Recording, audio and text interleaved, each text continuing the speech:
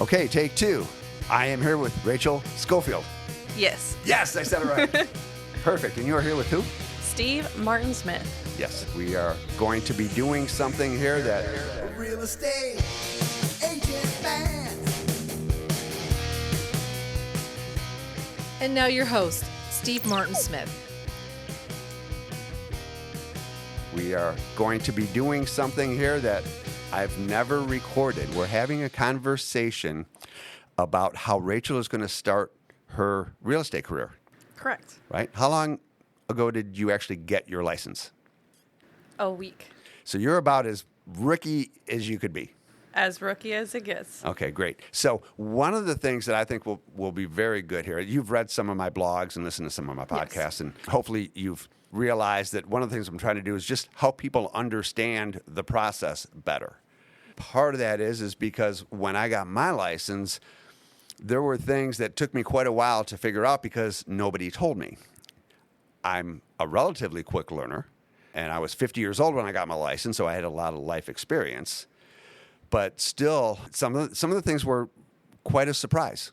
One of the big things I just figured out last year, and that's why I've started my own brokerage. We've had no conversation about you getting your license.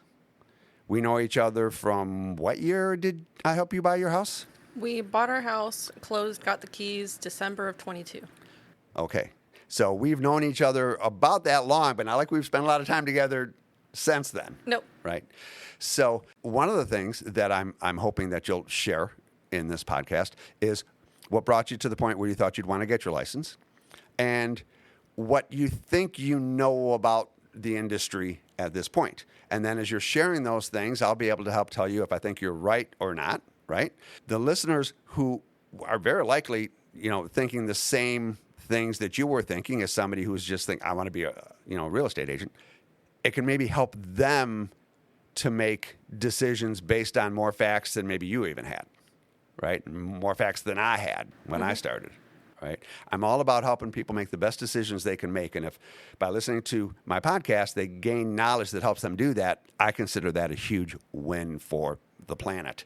So tell me now, why did you get your license?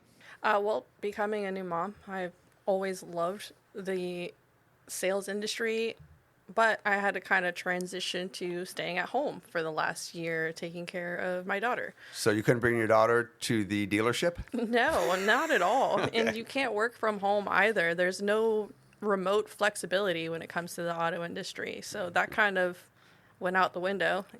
So my husband's like, just stay home, take care of our daughter. Which is awesome. And yeah, it was great. I loved it. But I was sort of a workaholic working in the auto industry, working 12-hour days. And now I'm being a mom for 24 hours a day. And I kind of want to get back out there. And the sales industry in the automotive side of it changed my life. And I want to pursue the real estate side of it, continue to change my life, and maybe even take it further than that. It's not that uncommon for somebody in car sales to go to real estate sales and vice versa. I've definitely seen that. So there's a connection there. I think one of the no, you know what? What do you think is one of the biggest connections between, like being in car sales, what do you feel that you can use in real estate? Building a relationship. Building a relationship with your client that you're helping to fill their needs and wants. Not just what they want, but also make sure that their needs are satisfied too. So I feel like that's probably the closest bridge to the two. Okay. One that I think of is the whole features and benefits. Okay, because when somebody comes in to buy a car, they may be looking at the thing that's really like attractive to them. But as you get to know them, I would assume that you start to hear some needs that they have that maybe that car they were looking at, or that SUV or truck they were looking at, wouldn't actually take care of their needs. It'd take care of their want for a really sleek-looking vehicle. Right.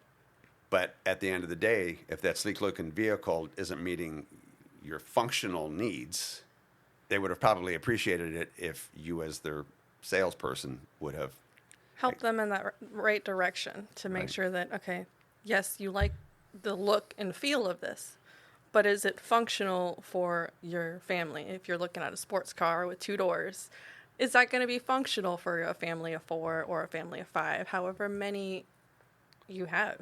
Yeah. And so in order for you to be able to do that, you had to know the inventory and the features and benefits of the inventory, and also things that maybe you didn't have on the lot, but you could potentially get. Correct. Right? And then in the different price points and all that, that's the same thing as helping a buyer if you're a buyer's agent in real estate. Great example just happened to me where near the end of last year, a customer was referred to me by somebody else who had put into a place here in Venice. As we're talking, well, they filled out our wish list.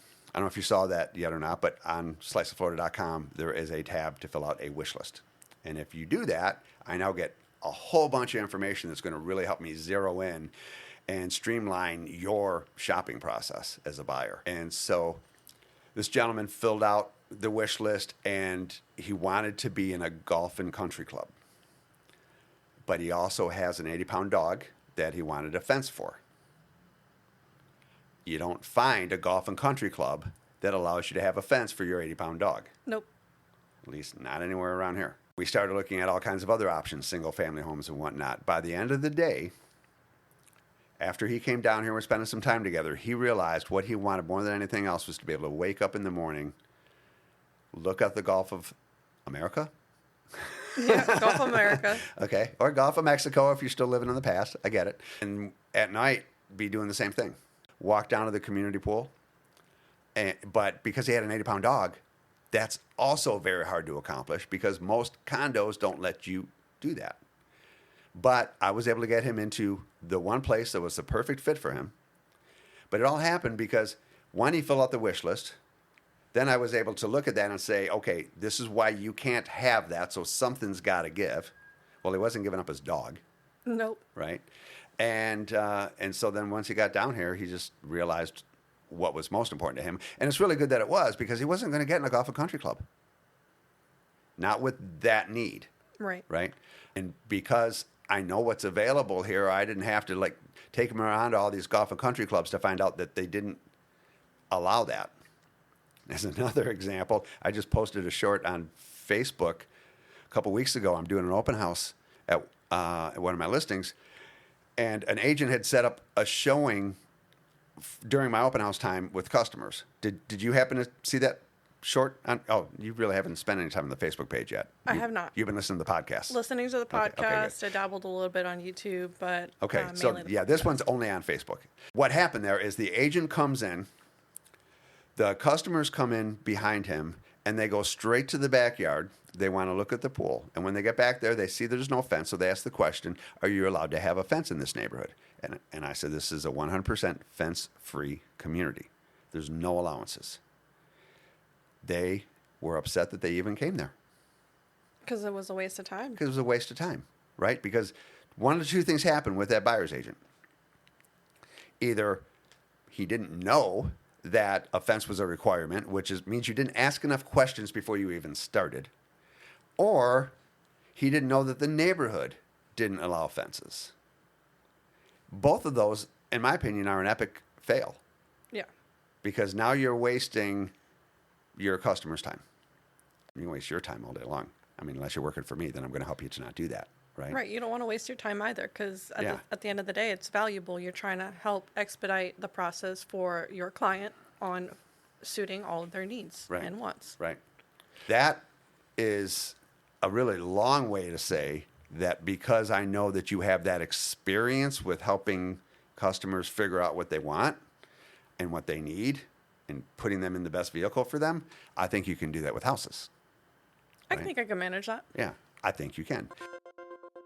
Now, what they taught you in your classes to get your license is of great interest to me, because I took mine 11 years ago.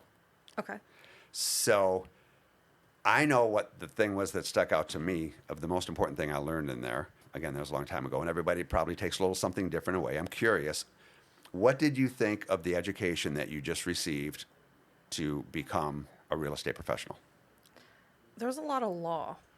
A lot of law. And at first I was like, okay, this is a lot, actually. Not a little bit, but it was a lot. And soaking in the law side of it, you don't really get to see any of that in the car sales side of it. Okay. So looking at all that, I was like, oh, wow, I could go to jail for this, and you could do something and not realize you're doing something, and you could still go to jail for it, lose your license. Like, I was like, wow, this is serious stuff. Yeah. You don't see any of that. But at the same time, I love that the state of Florida looks to protect the consumers at the end of the day. You know, you're not taking advantage of people and thinking that you're not going to get any repercussion for it. Right. You're representing your client and to the best of their interest, and you want to make sure that they're safe in the meantime, and there's no backstabbing from other people in the industry either. There's no backstabbing from other people in the industry? You're looking to protect your client from that. Right, yes. And just for clarity, since we're talking about this, client is when you are representing them in a single agency. Did you hear that podcast yet? Yes. Okay. Everybody else in the real estate world is a customer. Did you go through any actual contract writing? No, not yet. I believe that's going to be in the continuing education for the 45-hour course you take for your post license. I think that you'll be surprised at how little that's covered. Okay. This is the time that I'm going to remind you to subscribe and leave a review for the Real Estate Agent Man podcast. More than ever before, there is so much more to know about buying and selling your home. That is why we provide professional coaching to Florida sellers and buyers on every episode. We want our customers to have the knowledge needed to make the best decisions possible for themselves and their families. Our real estate team personally covers Sarasota, Charlotte, and Manatee counties. That's a wide area. However, Steve also interviews agents from around the state and the entire country to find great agents for customers that are out of the area. Visit sliceofflorida.com for more information. And now, back to the podcast. Yeah. And here's the thing. Right now, you're licensed. If you were under a brokerage, I mean, right now you're trying to figure out where that's going to be, right? Once you get under a broker, you can actually start working in your field. And they haven't taught you how to fill out a contract, right? Right. And so that, of course, is what happened to me. And I think it happens to everybody. And so on the day that I had my first contract to write, I was a nervous wreck. Oh, I believe it. Now, and keep in mind, I'm 50 years old, and I've dealt a lot with contracts in my professional career. But now for the first time in my life, I'm putting together a contract that somebody is trusting me to know what I'm doing, and they're going to be committed to whatever they sign. And you can use one wrong word. If I'm wrong and they suffer for it, that is just a horrible scenario that I would never want to be in, even if I didn't get sued, right? When you're doing this from the standpoint of I care about people, and I'm actually trying to help them with this very important part of their life, it really weighs on you that you might do something wrong. I probably wouldn't sleep. Thank you.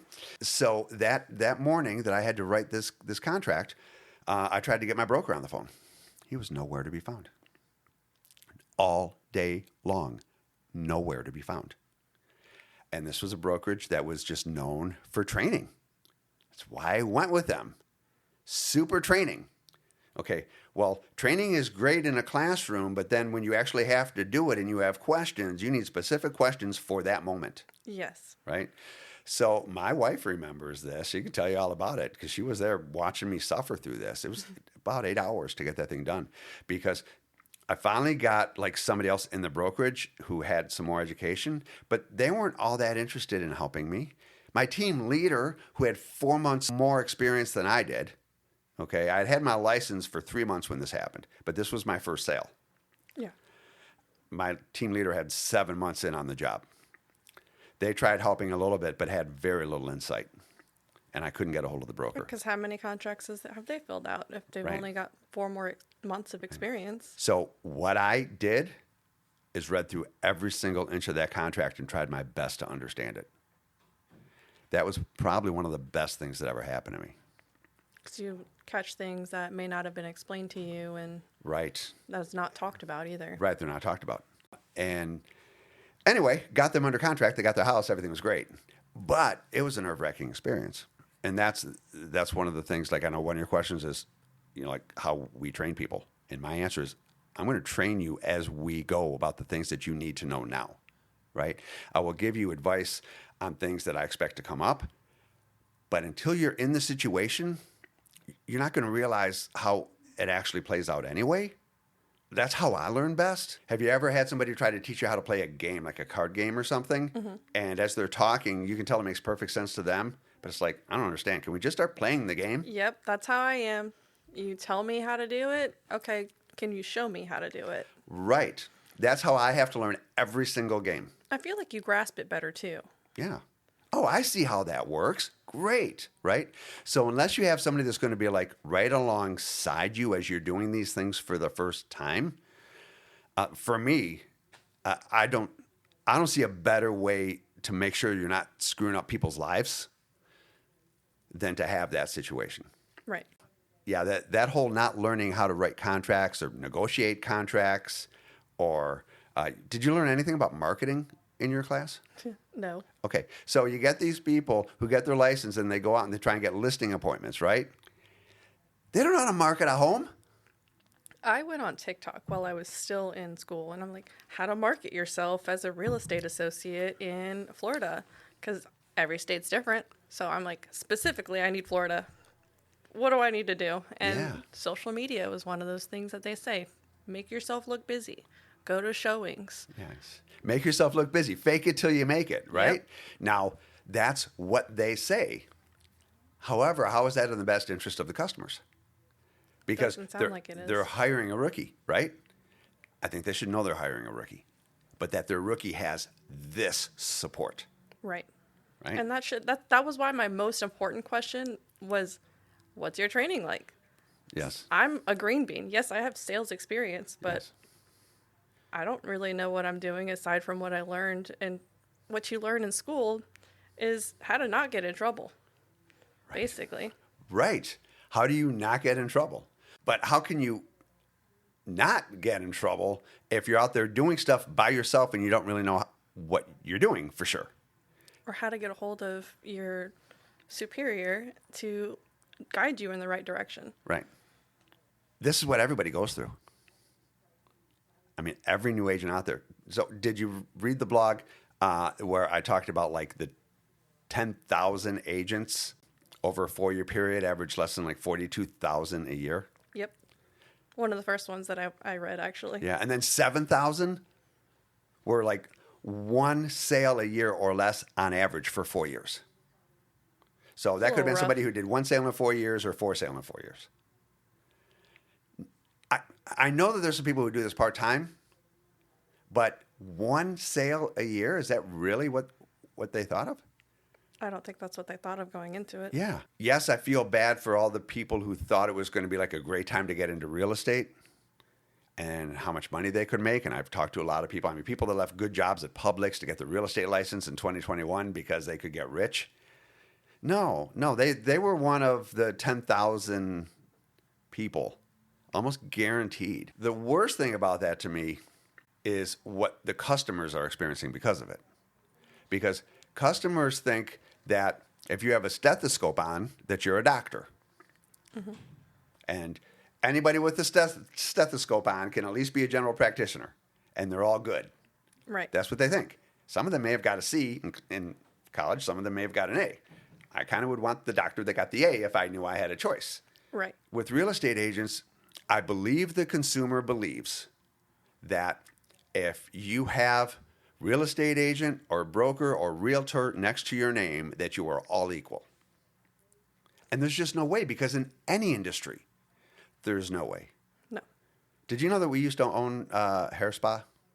Like a hair salon that had a day spa vibe? Yes, that's one of the things I remember you and your wife were telling me about when we started looking for a house with you guys. Okay. So I learned a lot because she was 20 years in the industry. So, you tend to have a clue as to what your spouse is going through, right? And one of the things that I realized when I got into real estate is that people, especially women in this scenario, spent more time researching who their next hairstylist was going to be than they did researching who their next real estate professional was going to be. Because when you're looking for somebody to do your hair, you want to see other hair they've done. Yeah. A lot of times people go to somebody because they love the way their friend's hair looks. I've had people go up to my wife over the years and say, "Who does your hair?" She says, "Well, I actually did it myself. Can you do mine?" Right? But with real estate, so many times, they're like on Facebook, "Do you know a good agent?" Somebody replies, "Oh yeah, this person's great." But they do no research into what that person has actually accomplished. And that person is likely a friend of the person who referred them. Right. And the friend doesn't even know. Yep. Probably hasn't even bought a house from them or worked with them. Yes. I have a friend, a neighbor, who is in a certain profession, and he kind of works for himself. And I know he's in this profession, and I've actually referred him a few times to people who have asked for somebody who does that service. But recently I realized, he doesn't have a Google business page. He's not on Yelp. I have no way to know what the public thinks of his services. So I Googled that profession, and I found a couple in town that does the same thing. They've got 85-star reviews. And when the last person asked me, I have a customer who asked me for that service, I said, "Well, I've got this neighbor that I know is a nice guy, but I don't know for sure how good of a job they do. So you're welcome to call them, but also here's a 5-star review from a local company." Right. When you got 85-star reviews, which is, I think we have 79 5-star reviews, so that's pretty darn close. That's awesome. That is something that the could help a buyer or a seller feel much more comfortable with if they could see that kind of thing. Right. As opposed to, my friend recommended me. Like, then the experience of other people that may not be related to that person. When people call me to work, or they call me because they might want me as a buyer's agent or a listing agent, I ask them if they've seen my reviews online. And a lot of times it's like, "No, I just Googled real estate agents." And I said, "Well, I appreciate the call. I'm going to send you the link there, because it is incredibly important that whoever you hire, you feel very confident in, because this is a high-stress part of life for you. And your level of comfort is going to be determined by how much you trust the person you've hired to help you with this." Absolutely. It's one of your largest purchases in your life. Right.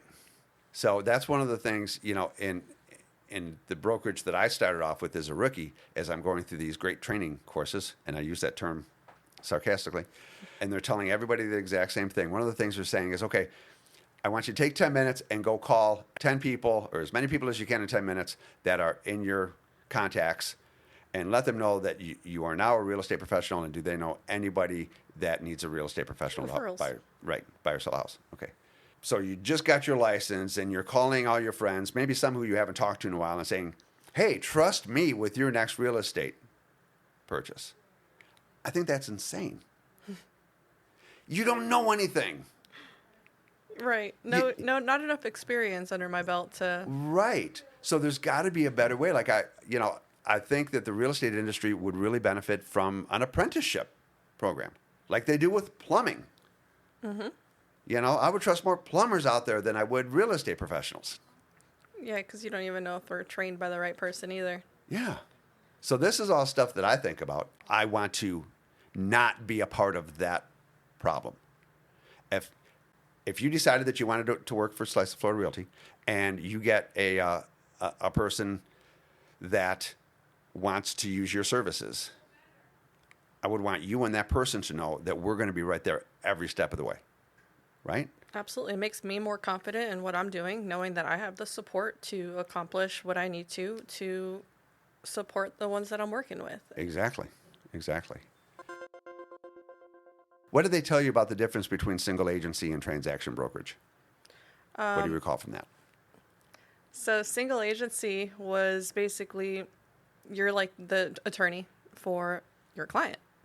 And then transaction brokerage, you don't really have the fiduciary duties that you do in a single agency to your client.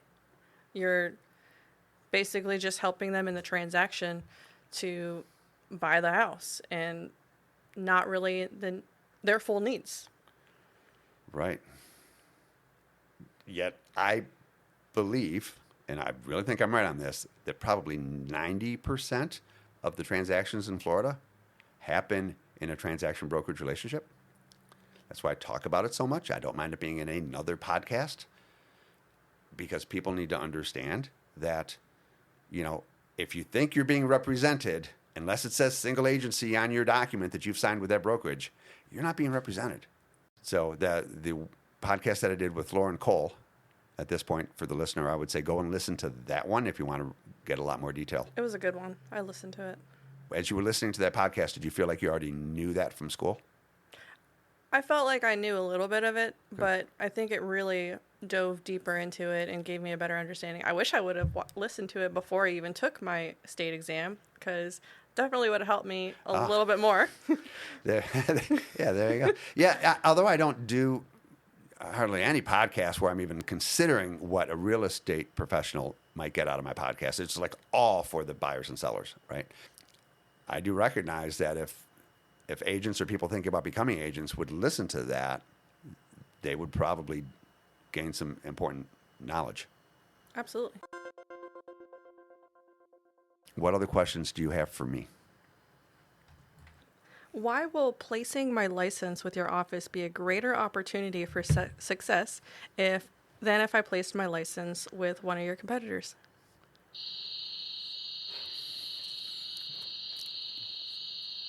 Okay. I don't want to sound too arrogant. I kind of gave you that opportunity. So, thank you. Okay, well, you know what? I've got a couple of documents here that I keep in my briefcase. I just met with a broker from another state last week who has a probate deal down here that she's a part of. Now, she can't represent it, right? But it's part of her family. She's a broker from another state. So she knows all the right questions to ask when she's interviewing agents or brokers. And so one of her questions was, what kind of sales have you been doing and whatnot? And how do you compare, with the rest of the place? So this one, my past 5 years, now the viewer can't tell that I'm holding up an MLS printout, but this was printed directly off the MLS. I just put in the criteria, the 6 RE/MAX broker or offices that were all part of the brokerage I was with. There's 120 agents on this. Okay. You see that? Okay. And this was a 5-year period that I worked there. And it's sorted by the most amount of sales. And there's my name up at the top. And also for the volume, it's not sorted by dollar amount, but you can see at the 71 million there for those 5 years that there was nobody else that hit 70. Closest one was 68 million. Okay. All right. So if you've got somebody with that level of success that is basically holding your hand, getting you started, I would think that that's a scenario you're not going to find too easily anywhere else. Right, especially when you look into those larger brokerages.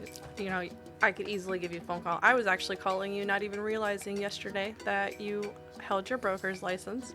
And I was calling you for advice, knowing that I've worked with you. I liked your style when we were looking at purchasing a house. Mm-hmm. And I didn't feel like you were talking sales. I was talking to you as a friend, yes, in a way. Even though you were helping me in finding my home, mm-hmm, I still felt like you were my friend. Like, we've known each other for a few years. I was comfortable. Yeah.